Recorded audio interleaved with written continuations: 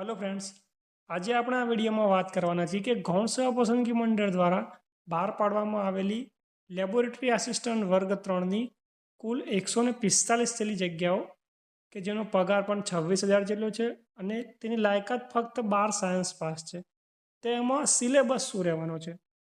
તો શરૂઆત કરીએ આપણો આ મજાનો વિડીયો લેબ આસિસ્ટન્ટનો સિલેબસ.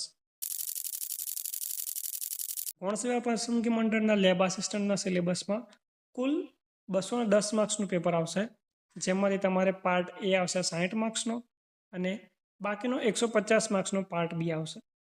પાર્ટ એમાં જોઈએ તો 30 માર્ક્સનું તમારે આવશે રિઝનિંગ એન્ડ ડેટા ઇન્ટરેપ્શન્સ, મતલબ કે જે રિઝનિંગ આપણે કહીએ છીએ, problem of ages, Venn diagram, visual reasoning, blood relation, arithmetic reasoning, data interpretations and data sufficiency.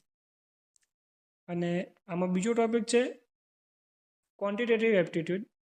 એમાં જે અહીંયા ટોપિક આપેલા છે કે number system, simplification of and algebra, arithmetic, geometric progression, average, percentage, profit loss, relation, proportion, partnership, time and work, time, speed and distance, work, veggies and chain rules. તો આમ કરીને આ બંને ટોપિકમાંથી તમારે કુલ 60 માર્ક્સના અને 60 પ્રશ્નો પૂછાશે. આના સિવાય આપણે વાત કરીએ પાર્ટ બી. પાર્ટ બીમાં રેગ્યુલર આપણે આવે છે GSSBના હમણાંના જે પરીક્ષા પેટર્ન છે એ પ્રમાણે ટોટલ 10 માર્ક્સનું આવશે કોન્સ્ટિટ્યુશન, એટલે કે બંધારણ તમારું. એમાં અહીંયા જે 10 ટોપિક આપેલા છે એમાંથી 10 પ્રશ્નો પૂછાવાના છે. આ 10 પ્રશ્નોમાં છે તમારું બંધારણ આવશે, તો આ ખાસ ધ્યાનથી વાંચી લેજો. બીજું છે કરંટ અફેર. કરંટ અફેર આવશે 10 માર્ક્સનું અને ત્રીજું છે ગુજરાતી એન્ડ ઇંગ્લિશ. તો 5 માર્ક્સનું ગુજરાતી આવશે અને 5 માર્ક્સનું ઇંગ્લિશ આવશે. જે આપણે પેરેગ્રાફ પરથી જવાબ આપવાના હોય છે એ રીતનું ગુજરાતી અને ઇંગ્લિશ બંનેમાં પેરેગ્રાફ પરથી જવાબ આપવાના આવશે. હવે આપણું મેઇન જે છે કન્ટેન્ટ 120 માર્ક્સનું, એ કે જે ટેકનિકલ ક્વોલિફિકેશન છે એના રિલેટેડ. સૌથી પહેલું એમાં છે ફંડામેન્ટલ ઓફ ઓર્ગેનિક રિએક્શન્સ. તો આમાં જે રિએક્શન્સ આપેલા છે એના ફંડામેન્ટલ મતલબ ડીપમાં તૈયારી કરવાનું, અને 12 પાસ પરથી છે 12 સાયન્સ ઉપર. તો 12માની બુક કરશો તો ચાલી રહેશે. જો તમારી પાસે બુક ના હોય અને સ્પેસિફિક આનું મટીરિયલ જોઈતું હોય તો તમે અહીંયા આપેલા નંબર પર કોન્ટેક્ટ કરજો, એનું મટીરિયલ તમને ત્યાંથી પ્રોવાઈડ કરવાનો પ્રયત્ન કરીશું. અને જો તમે ચાહતા હોય કે આપણે વિડીયો લેક્ચરમાં યુટ્યુબમાં સમજાવીએ તો તમે વિડીયોમાં કોમેન્ટ કરજો કે સર યુટ્યુબ લેક્ચર ચાલુ કરો, તો આપણે યુટ્યુબમાં જ આખો વિડીયો બનાવીને ભણાવવાનો પ્રયત્ન કરીશું.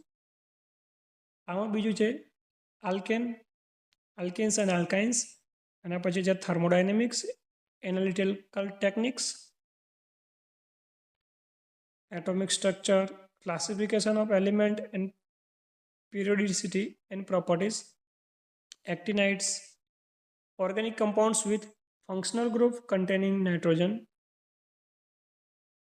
fundamental of forensic science, basic principle and significance of forensic science, nature and scope of biochemistry, carbohydrates, metal, alloy, corrosion, cement, polymer, basic of drugs and formulation analysis, volumetric analysis, જે ટાઇટ્રેશન્સ આવે છે એ, પછી છે ગ્રેવિમેટ્રિક analysis અને current trend. એટલે કે જે આ બધા સિલેબસ જે આપ્યો છે એમાં કોઈ કરંટ ટ્રેન્ડમાં હોય, રિસેન્ટલી એડવાન્સમેન્ટ હોય, આ બધામાં કોઈ નવી સંશોધન થયેલું હોય તો એ બધાનું એક ટોપિક આપેલો છે કે એમાંથી પણ પ્રશ્નો પૂછાઈ શકે. હવે અહીંયા લખેલું છે કે પાર્ટ એના તમામ પ્રશ્નો અંગ્રેજીમાં રહેશે, પણ એવું નહીં હોય. પાર્ટ એ પણ ગુજરાતી અને અંગ્રેજી બંનેમાં આવશે. જ્યારે પાર્ટ બી છે એના ગુજરાતી અને અંગ્રેજી કમ્પ્રિહેન્શનના પ્રશ્નો અંગ્રેજી તેમજ શૈક્ષણિક લાયકાતને સંબંધિત વિષય અને તેની ઉપયોગિતાને લગતા પ્રશ્નો ગુજરાતી અને અંગ્રેજી એમ બંને ભાષામાં રહેશે. એટલે કે ટોટલ જે પેપર છે એ બધું જ ગુજરાતી અને અંગ્રેજી બંનેમાં આવશે. ફક્ત અને ફક્ત જે અંગ્રેજી કમ્પ્રિહેન્શન્સના 5 માર્ક્સના પ્રશ્નો છે એમાં અંગ્રેજીમાં જ ફકરો હશે, એમાં ગુજરાતી તમને નહીં મળે.